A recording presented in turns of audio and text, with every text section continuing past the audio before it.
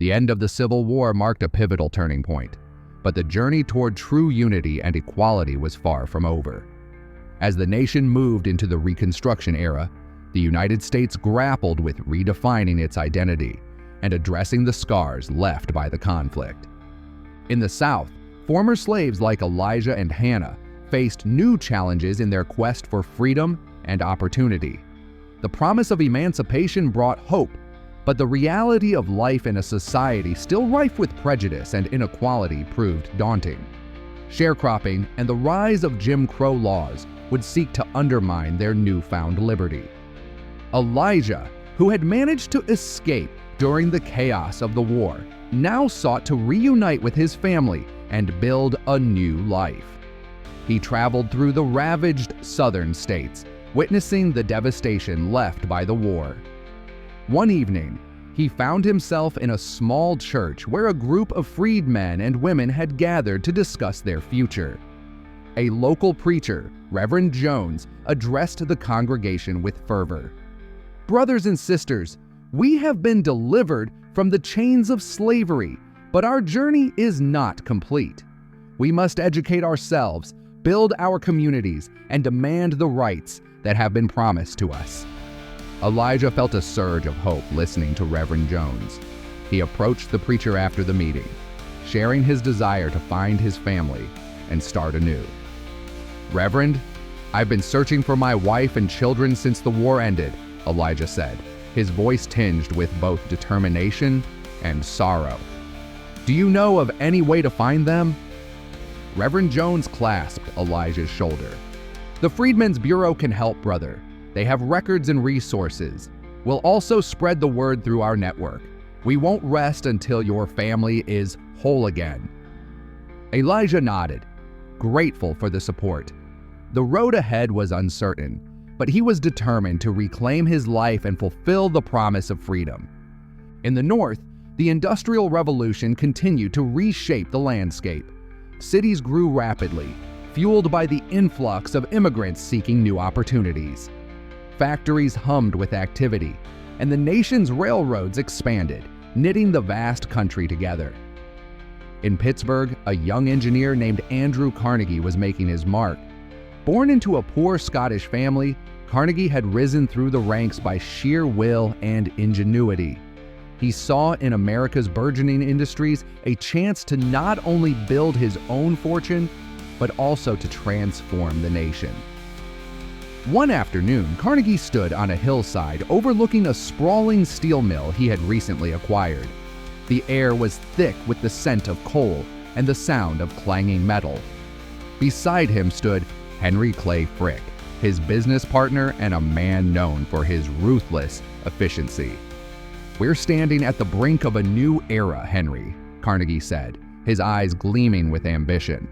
"Steel will be the backbone of America. With it, we can build railways, bridges, and skyscrapers. We can reshape this nation." Frick nodded, his gaze hard and calculating. "Indeed, but we must also control the costs. Labor is a significant expense. We need to ensure that we maximize our efficiency." Carnegie frowned, aware of the tensions between labor and management. "True, but we must also remember the people who work for us.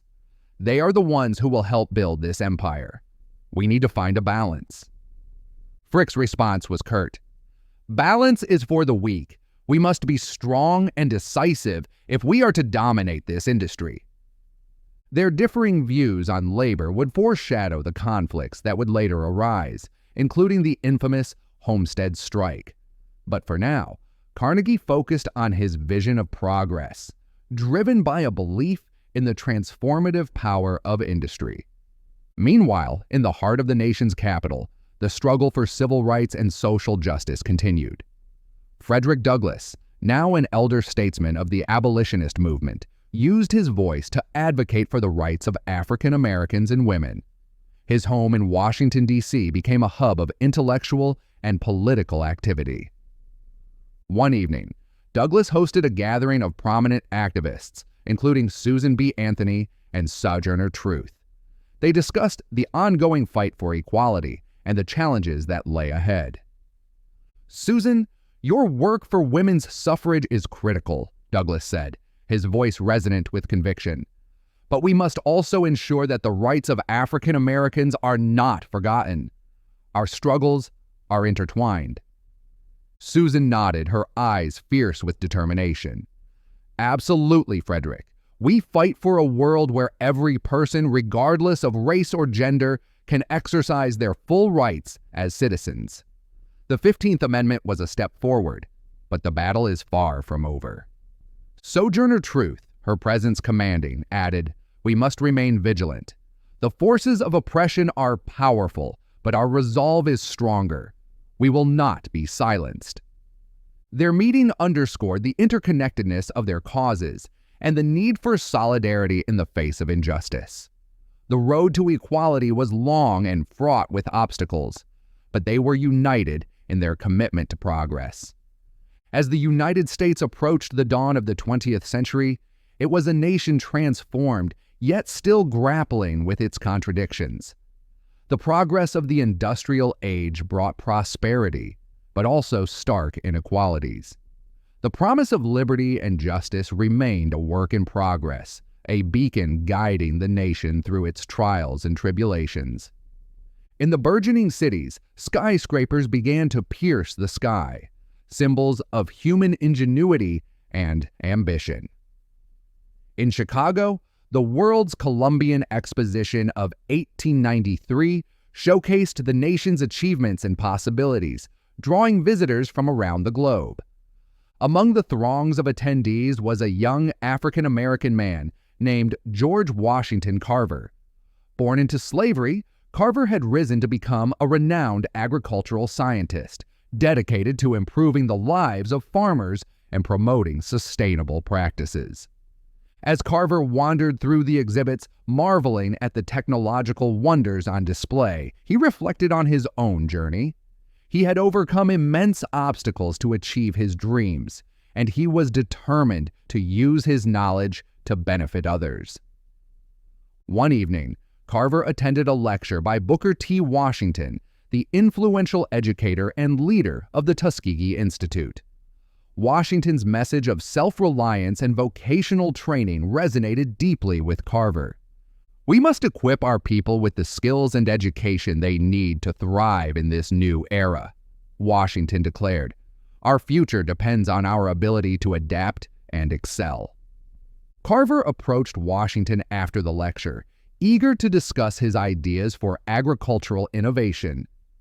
"Mr. Washington, your words inspire me," Carver said. "I believe that by improving agricultural practices, we can uplift our communities and ensure a brighter future for all." Washington smiled, recognizing a kindred spirit. "Dr. Carver, your work is crucial to our mission. Together, we can make a profound impact on the lives of our people." In the West, the expansion continued, driven by the allure of gold, land, and opportunity. The completion of the Transcontinental Railroad in 1869 had opened new frontiers, but it also brought conflict with the Native American tribes who had lived on these lands for centuries. Chief Sitting Bull of the Lakota Sioux, a leader known for his wisdom and courage, resisted the encroachment on his people's territory. In 1876, at the Battle of the Little Bighorn, Sitting Bull and his warriors achieved a significant victory against General Custer's forces, a rare triumph in the long struggle against displacement. Yet the victory was bittersweet, as the relentless push of settlers and soldiers continued. Sitting Bull understood that his people's way of life was under threat, and he sought to find a path to coexistence while preserving their heritage. One evening, as the sun set over the plains, Sitting Bull spoke to his people around a roaring campfire. "We have fought bravely to protect our land and our way of life," he said, his voice filled with both sorrow and resolve. "But we must also seek ways to live in this changing world. We will not forget who we are, nor will we surrender our spirit." His words resonated deeply with his people, a reminder that their identity and resilience would endure even in the face of overwhelming challenges. As the 20th century dawned, the United States was a nation of contrasts, of wealth and poverty, innovation and tradition, freedom and inequality. The Progressive Era brought efforts to address social and economic injustices, driven by reformers who sought to harness the power of government and industry for the public good. In New York City, the journalist Jacob Riis used his photography and writing to expose the harsh realities of tenement life. His work, How the Other Half Lives, shed light on the squalid conditions endured by the urban poor, sparking calls for reform. One day, as Riis walked through the crowded streets of the Lower East Side, he met a young girl named Anna who lived in a cramped tenement with her family. Despite the hardships, Anna's spirit was unbroken, and she dreamed of a better future. "Mr. Riis, will things ever get better?" Anna asked, her eyes wide with hope. Riis knelt down, meeting her gaze. "Yes, Anna, they will. People are beginning to see the need for change. We will work to make sure that every child has a chance to grow up healthy and strong." His words were a promise, not just to Anna, but to all those who lived in the shadows of the American dream. The work of reformers like Riis helped to pave the way for housing improvements, labor protections, and child welfare laws that would transform the urban landscape. In the broader scope of international affairs, the United States began to emerge as a global power. The Spanish-American War of 1898 marked a turning point, as the nation asserted its influence beyond its borders, acquiring territories like Puerto Rico, Guam, and the Philippines. Theodore Roosevelt, a dynamic and charismatic leader, epitomized the spirit of the age. His presidency was marked by bold initiatives, from the construction of the Panama Canal to the establishment of national parks. Roosevelt's big stick diplomacy and his commitment to progressivism left an indelible mark on the nation. One afternoon, as Roosevelt rode through the wilderness of Yellowstone National Park, he marveled at the natural beauty around him. Accompanied by naturalist John Muir, he discussed the importance of conservation. "John, this land is a treasure," Roosevelt said, his voice filled with reverence. "We must protect it for future generations. It is our duty to preserve the wonders of nature." Muir nodded, his passion for the environment evident. "Indeed, Theodore, the beauty of these lands is a testament to the Creator. We must ensure that they remain untouched by the ravages of industry." Together, they championed the creation of national parks and protected areas, ensuring that America's natural heritage would be preserved for all time. As the United States entered the 20th century, it faced new challenges and opportunities. The nation was a tapestry of diverse cultures and experiences, each thread contributing to the complex and evolving story of America. In Harlem, New York, the early decades of the century saw the rise of the Harlem Renaissance, a vibrant cultural and intellectual movement that celebrated African American art, literature, and music. Figures like Langston Hughes, Zora Neale Hurston, and Duke Ellington brought the rich heritage of Black culture to the forefront, challenging stereotypes and advocating for equality. One evening, Langston Hughes stood on the stage of the Cotton Club, reading his poetry to a captivated audience.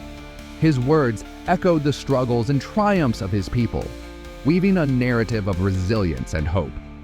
"I too sing America," Hughes recited, his voice clear and powerful. "I am the darker brother. They send me to eat in the kitchen when company comes, but I laugh and eat well and grow strong." The audience erupted in applause, recognizing the power of Hughes's message. The Harlem Renaissance was more than a cultural movement. It was a declaration of identity and pride, a testament to the enduring spirit of a people determined to claim their place in the American story